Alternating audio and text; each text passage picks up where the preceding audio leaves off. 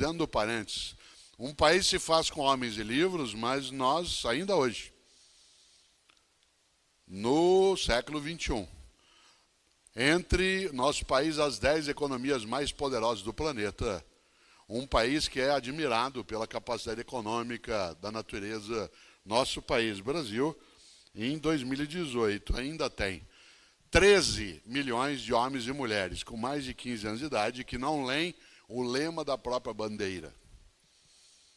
Nós estamos falando aqui de literatura, obras, mas nosso lema, que é ordem e progresso, não é lido por 13 milhões de pessoas com mais de 15 anos de idade que são analfabetizados. Essas pessoas não leem o lema da bandeira, ordem e progresso. Isso é uma coisa sempre a ser pensada, especialmente por uma razão. O Brasil tem questões sérias na área de educação. Algumas delas estão sendo trazidas à tona como sendo as questões essenciais. Isto é, que o grande problema da educação brasileira é a doutrinação, é a discussão sobre gênero, é o debate sobre a diversidade. Isso tende a aparecer, sim, no trabalho pedagógico, mas é um movimento lateral.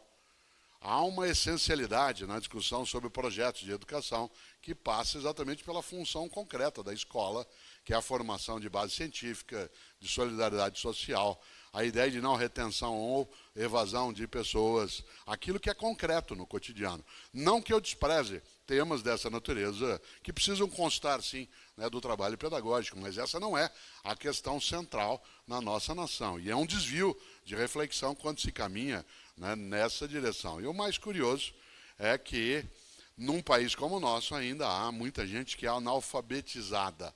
E nesse sentido, é necessário cautela, porque nós somos um país ainda com muito preconceito em relação a quem não teve a condição de ser alfabetizado. Eu nunca conheci alguém analfabeto que o fosse por decisão exclusiva.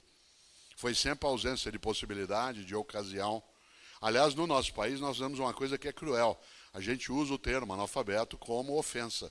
Seu analfabeto. Isso que é um crime social é indicado por outro como sendo responsabilidade dele. É uma coisa fortíssima. Por exemplo, nas nossas famílias não é incomum que a gente possa ter na nossa casa alguém que auxilia o trabalho da casa, a empregada doméstica, que não foi alfabetizada corretamente. Não teve ocasião, não teve chance, não teve oportunidade. E essa pessoa, ela não escreve direito. E às vezes ela atende um telefone, quando o telefone é fixo, era uma coisa mais comum. Alguém liga para você para deixar um recado e ela anota o recado. Aliás, a pessoa pergunta, você pode anotar? Que é uma coisa altamente constrangedora para quem não tem o hábito de escrever. É algo que machuca. E ela diz sim, aí ela anota o recado do jeito que ela pode. E às vezes o filho da dona da casa ou do dono chega em casa, vê o recado anotado daquele jeito, meio torto, com desvios de gramática e sintaxe, e sai rindo, correndo para contar para a mãe, falando, mãe, olha como é que a Maria anotou o recado. E os dois dão risada. Riem de quê? Da miséria humana. Riem da exclusão. Riem daquilo que é a falsa capacidade de uma riqueza que é aparente em várias coisas. Num dos livros que escrevi, cuja citação aparece também aqui, no Melhor do Cortella, eu inicio citando como epígrafe Machado de Assis. Lá no Memórias Póstumas de Brás Cubas, Machado de Assis fez uma advertência para nós não esquecermos. Ele disse, ninguém confie na felicidade presente, porque nela, nessa felicidade, há uma gota da baba de Caim. Olha só, ninguém confie na felicidade presente, porque nessa felicidade há uma gota da baba de Caim, isto é, do primeiro fratricídio. A ideia de uma felicidade que se constrói à base da exclusão, da segregação, da exploração. Interessante, isso que é recusável. E quando alguém recusa, que é uma expressão de ser um humanista, você é chamado de comunista. Como se a defesa da ideia da fraternidade, da igualdade, da liberdade, levantado um dia no século XVIII também pelos franceses, que isso fosse algo a ser esquecido na história. Ao contrário, é isso que impede a noção de igualdade, de liberdade, de fraternidade, que a gente esgote e apodreça a nossa própria humanidade. E a literatura, ela permite que a gente caminhe para dentro de um mundo de igualdade, liberdade e fraternidade, ou não. Não é qualquer livro que é bom.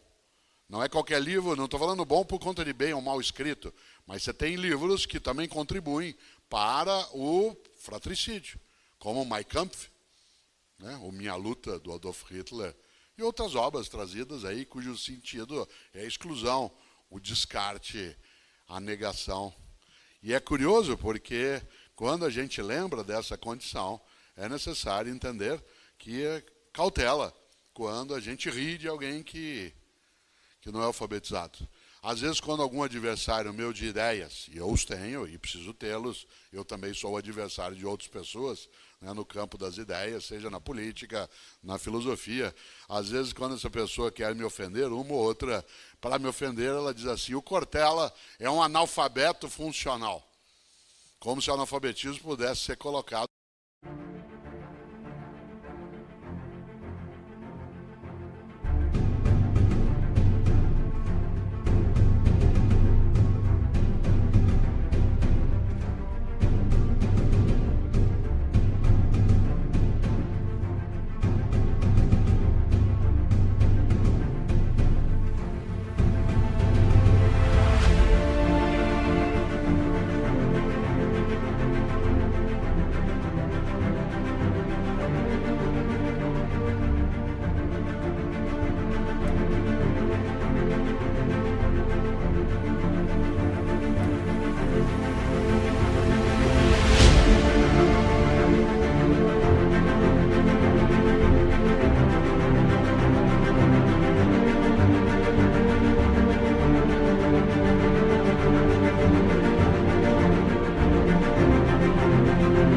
Como sendo uma ofensa, quando é um crime social.